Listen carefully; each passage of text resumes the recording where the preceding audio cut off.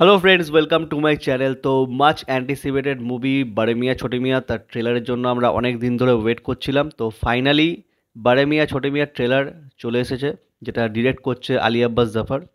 তো সিনেমাটার সত্যি কথা বলতে কি, টিজার যখন এসেছিলো তখন টিজারটা ভালো লেগেছিল। গান যেগুলো ছিল, পার্সোনালি বলছি, গান আমার একদম ভালো লাগেনি, একটা গানও পোষায়নি। বাট ট্রেলারটা কেমন হলো, ট্রেলারটা যদি বলি এটা অ্যাকশন লাভারদের জন্য একদম কি বলবো, মানে জাস্ট একটা মানে ফ্যান্টাস্টিক ট্রেলার মনে হবে তাদেরকে, যে অ্যাকশন লাভার যারা।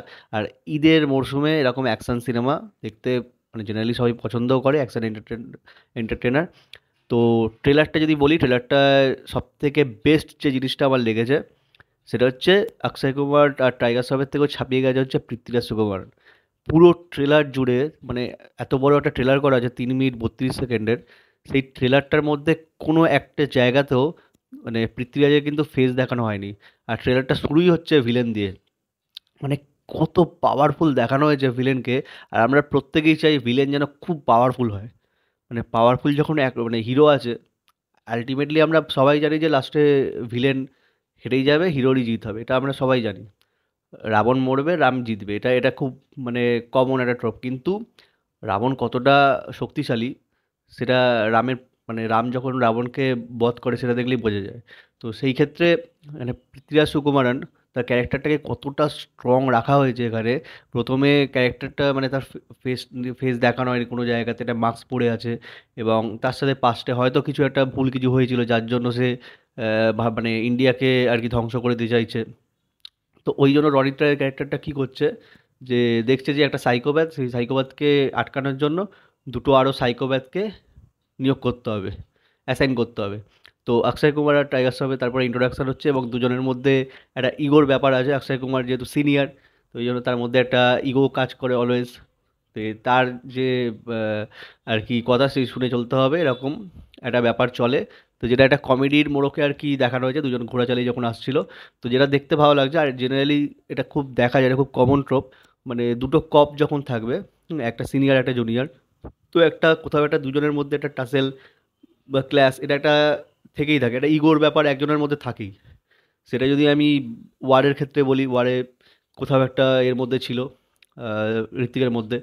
ঋত্বিক যেহেতু সিনিয়র, তারপর বিভিন্ন রকম সিনেমাতে এগুলো দেখাই যায়, এটা খুব কমন ট্রোপ। সাউথের কিছু সিনেমা যদি বলি, আমি পর্তুজিলের কথা যদি বলি, পর্তুজিল, তারপরে বাংলাতেই যদি আমি বলি নর্মালি যে রিসেন্ট যে হলো প্রসেনজিৎ এবং অনির্বাণের যে 22 শ্রাবণের যে প্রিকোয়েল যেটা হলো আর কি, ঠিক এক্স্যাক্টলি নামটা আমার মনে পড়ছে না এখন। আম, তো এটা খুব কমন ট্রোপ। এবং এই পুরো ট্রেলার জুড়ে যে জিনিসটা ভালো লেগেছে সেটা হচ্ছে ডিজাইনিং, এর অ্যাকশন ডিজাইন। ঠিক আছে, মানে একটা দুর্দান্তভাবে অ্যাকশনগুলোকে ডিজাইন করা হয়েছে। এবং মানে যেটা দেখতে কিন্তু ভিজুয়ালি আমি বলছি দারুণ লাগছে। যে হিরোইনদের নেওয়া হয়েছে, হিরোইনদের একদম লাভ ইন্টারেস্ট হিসেবেই নেওয়া হয়নি, হয়তো তাদেরও একটা কোনো না কোনো ক্যারেক্টার দেওয়া হয়েছে। আর এই ট্রেলারটার মধ্যে সবথেকে মেন যেটা বলবো, কোনো গান টান অযথা ঢুকিয়ে দিয়ে কিন্তু এমনি এত বড় ট্রেলার হয়েছে, কোনো ওয়েস্ট করা হয়নি।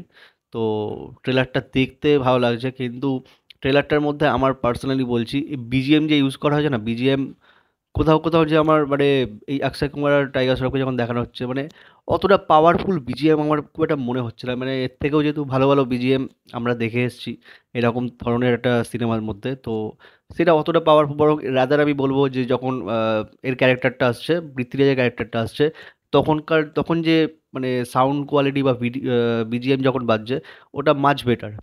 বাট অক্ষয় কুমার আর টাইগার শ্রফের মধ্যে যখন দেখানো হচ্ছে, তখন কিন্তু বিজিএম যেটা ইউজ করা হচ্ছে সেই খুব একটা আমার অতটা ইমপ্রেসিভ লাগছে না। একটা ডিসেন্ট আর কি বলতে পারি, এরকমই হয়েছে।